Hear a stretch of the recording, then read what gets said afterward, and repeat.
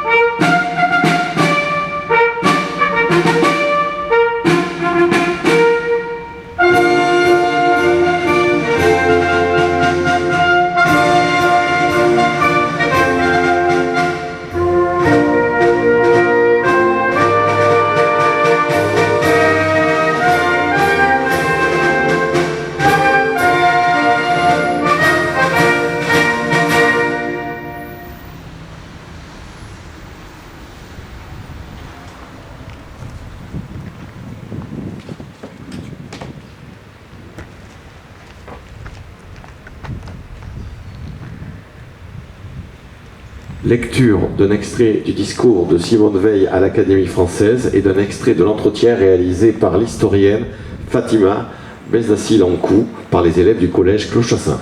Drapeau au pied.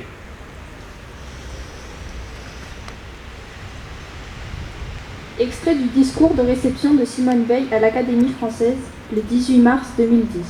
M'étant beaucoup investi pour améliorer la condition des prisonniers du FLN, je peux aborder une autre page tragique de notre histoire.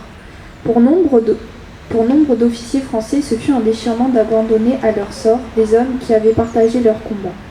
Certains décidèrent leur rapatriement en métropole. Après y avoir un temps consenti, les autorités françaises y mirent fin. La plupart des harkis durent ainsi rester en Algérie, en butte à l'opprobre. En but à l'opprobre et souvent à l'horrible représailles, les tragédies de ces familles entières abandonnées laissent en tout cas une tache indélébile sur notre histoire contemporaine.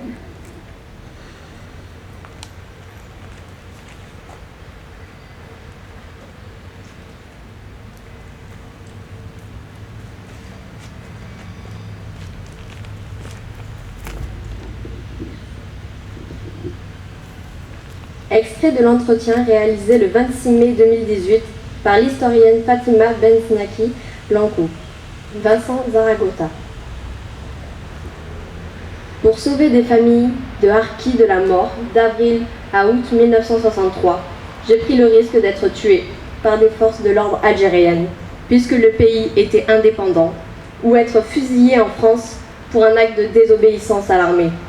En quelques mois, j'avais mené une dizaine d'opérations colis, nom de code donné à ce sauvetage de familles de harkis que j'exfiltrais de leurs fermes isolées. Je me suis longtemps demandé ce qui m'a conduit à braver les autorités françaises et à me battre hors la loi. Alors qu'avant-hier en Algérie, je ne connaissais même pas le mot harki. Sans doute mon jeune âge. J'avais 20 ans. Et aussi parce que ces familles, aux enfants dépenaillés, me faisaient penser à moi, à leur âge. Mes parents républicains espagnols avaient fui l'Espagne de Franco en 1939 et s'étaient retrouvés dans une situation similaire à vivre dans la misère.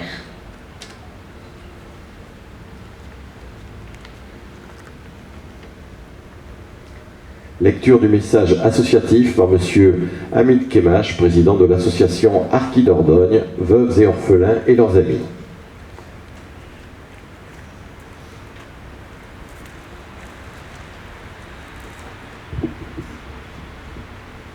Monsieur le représentant du préfet, Mesdames, Messieurs les élus, régions, départements, maires, conseillers municipaux, Mesdames, Messieurs les représentants de l'armée, de la gendarmerie, de la police et des sapeurs-pompiers en vos grades et qualités, Mesdames, Messieurs les porte-drapeaux, Mesdames, Messieurs les présidents et présidentes d'associations, Mesdames, Messieurs, chers amis, chaque 25 septembre, depuis plus de 20 ans, nous sommes là pour rendre hommage aux harkis, à leur courage, à leur loyauté, à leur dignité. C'est l'occasion de rappeler un peu leur histoire. Longtemps refoulés des deux côtés de la Méditerranée, en raison des massacres après le cessez-le-feu. L'Algérie pour les avoir commis, la France pour les avoir permis. L'armée avait les moyens de protéger les harkis et leurs familles. Elle a reçu l'ordre de ne pas bouger. Ils sont suivis des massacres horribles, n'épargnant ni enfants, ni femmes, ni enfants. Face à cela, des officiers refusèrent les ordres d'abandon, actés par les télégrammes de Jox et de M. Mesmer, le 12 mai. Ils sauvèrent beaucoup de harkis et un peu de l'honneur de la France et de son armée. Ce sont nous justes, nous les associations, à cet hommage. Ce fut le cas du président d'honneur d'Agir, le général François Meyer, alors lieutenant, qui ramena 300 personnes en Lozère. Il a fallu attendre le 25 septembre 2001 pour qu'un président de la République, M. Jacques Chirac, reconnaisse que la France n'a pas pu sauver ses enfants de la barbarie. Plus tard, les présidents Hollande et Sarkozy reconnurent aussi les responsabilités des gouvernements français dans l'abandon des harkis et des conditions d'accueil inhumaines en France. Mais il reste à graver cette reconnaissance de responsabilité dans une loi pour engager la réparation des préjudices subis. Le président Macron l'a fait. Sa demande de pardon aux harkis en 2021 par la loi du 23 février 2022. Acte sans équivoque la reconnaissance officielle de la responsabilité de l'État français dans l'abandon des personnes en danger et dans l'accueil indigne des familles rescapées, dans les camps insalubres et des baraquements isolés en pleine forêt. L'État a enfin admis la vérité de ces pages terribles de notre histoire. Si cela a permis de passer de politiques d'aide sociale à une réparation des préjudices, même si aucune réparation financière ne rendra vie aux victimes des massacres en Algérie, ni aux nourrissons morts de froid dans les camps en France. Aucune somme n'effacera les années d'enfance volées. La reconnaissance de la réparation passe aussi par des symboles, comme choisir une autre date que le 19 mars, pour rendre hommage aux victimes de cette guerre d'Algérie, comme mettre en valeur les personnes méritantes pour servir d'exemple. La loi a été votée à une quasi-unanimité par les nombreux parlementaires qui ont reconnu qu'elle était insuffisante. Une loi imparfaite, incomplète, mais qui constitue une avancée vers la réparation. Il incombe aux associations et parlementaires de poursuivre le travail engagé pour ne plus exclure ceux qui ne sont pas passés par les camps et pour que d'autres lieux de relégation soient ajoutés. Pour toutes les veuves, perçoivent la même allocation de reconnaissance pour mettre sur les rails une fondation pour la mémoire des harkis. Car seule une fondation pourra à l'avenir lutter contre l'occultation et la déformation de l'histoire des harkis, notamment par le pouvoir algérien. Il faut le faire avant la prochaine élection présidentielle, car il ne s'agit pas d'un sujet de campagne électorale, il s'agit pour notre pays de finir d'honorer une dette morale. Il nous faut donc continuer ensemble à agir pour les harkis et leur histoire et leur honneur, avec votre soutien. Ce combat doit être celui de tous les citoyens pour que notre nation soit en accord avec ses valeurs et à la hauteur du courage, de la dignité des harkis. Je voulais ajouter une chose. Le mensonge prend l'escalier. Le mensonge prend l'ascenseur, mais la vérité prend l'escalier. Et je tiens, avant de finir, à rendre hommage à M. Nasser Boualem, commandant de la gendarmerie de Perpignan, décédé à 49 ans. Il était le fils du Bachaga Boualem. Je vous remercie. Lecture du message de la secrétaire d'État auprès du ministre des Armées, chargé des anciens combattants et de la mémoire, par M. Johan Blondel, directeur de cabinet représentant M. le préfet de la Dordogne.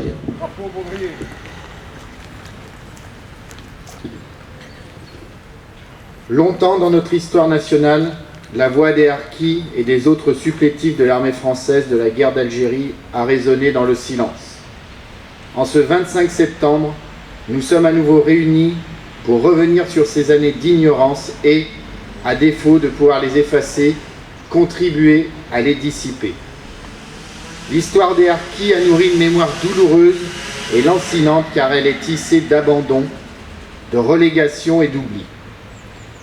C'est une histoire qui se découvre encore, qui heurte, qui choque, qui laisse interdit quand on constate à quel point la France a pu manquer à sa parole et la République à ses promesses.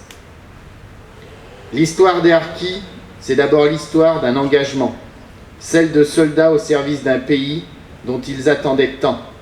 Ils se sont engagés dans les montagnes de Palestro, dans le Constantinois, dans les hauts plateaux et ailleurs en Algérie. Avant eux, leurs pères avaient combattu l'envahisseur nazi en Italie ou dans le sud de la France. Leurs grands-pères s'étaient déjà illustrés sur les champs de bataille de la Première Guerre mondiale.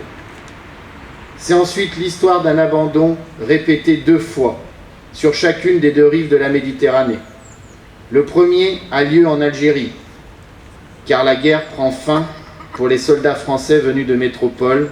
Les représailles s'abattent sur les harkis et leurs familles qui découvrent avec horreur l'irréversibilité des choix.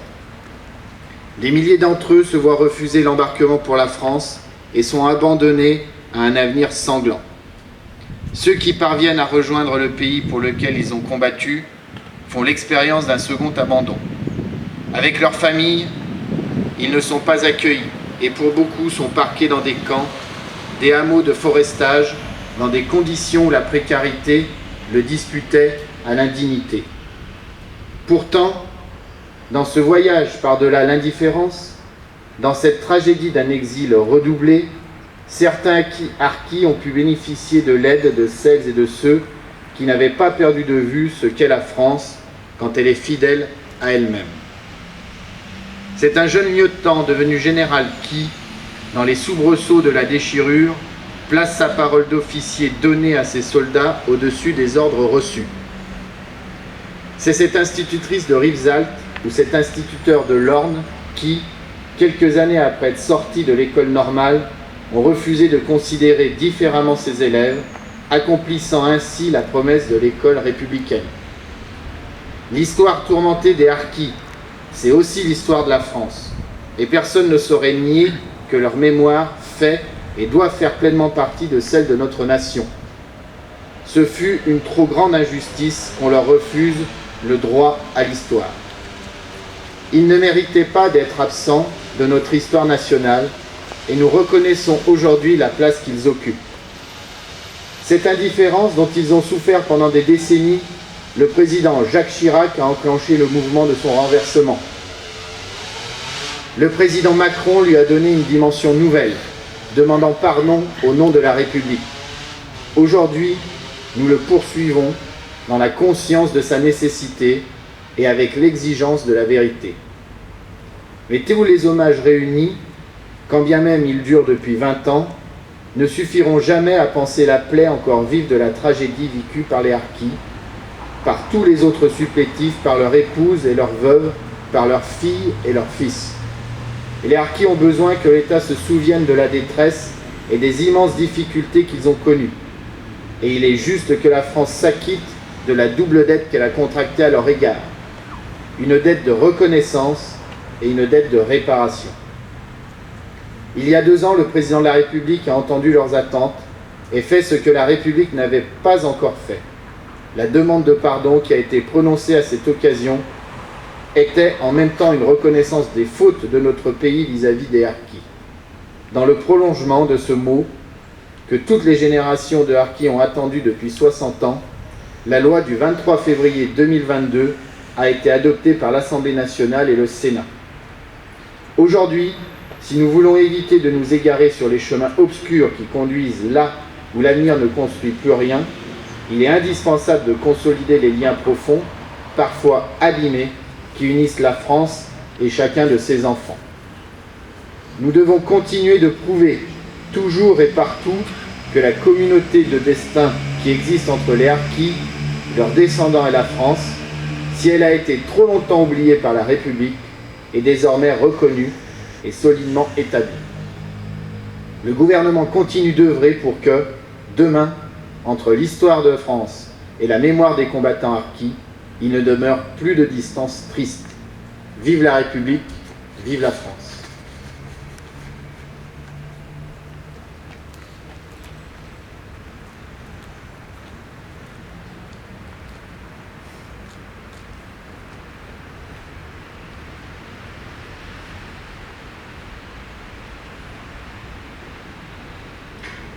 Dépôt de gerbe par Monsieur Hamid Kemache, président de l'association Harkis Dordogne, veuves et orphelins, accompagné de Monsieur Akas, Monsieur Zielard et Monsieur Alali.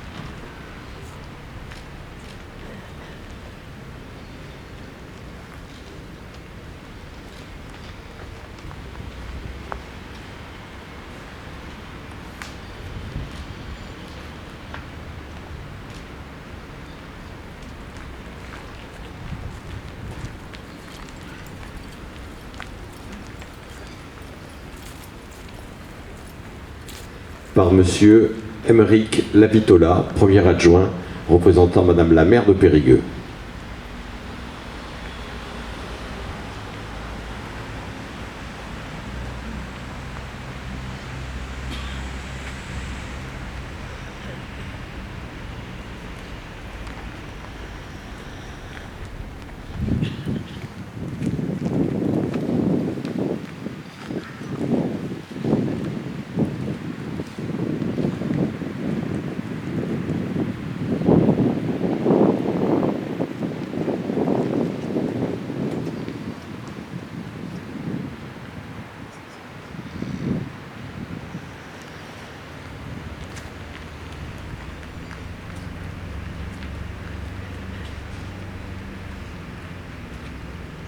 Par Monsieur Jacques Ranoux, conseiller départemental, représentant le président du conseil départemental de la Dordogne.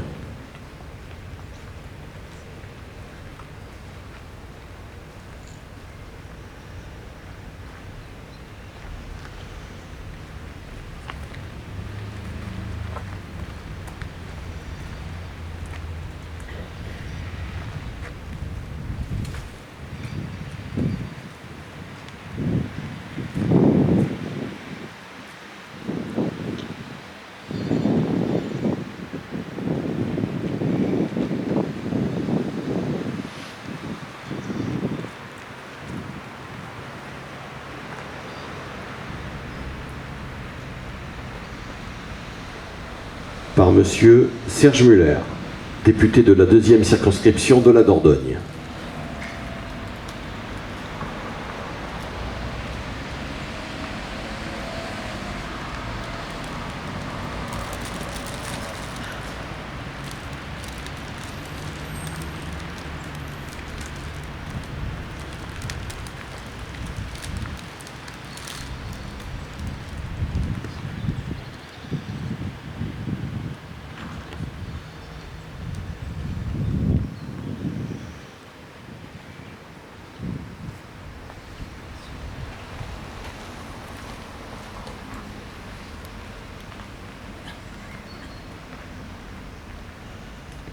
Par Monsieur Johan Blondel, directeur de cabinet représentant le préfet de la Dordogne.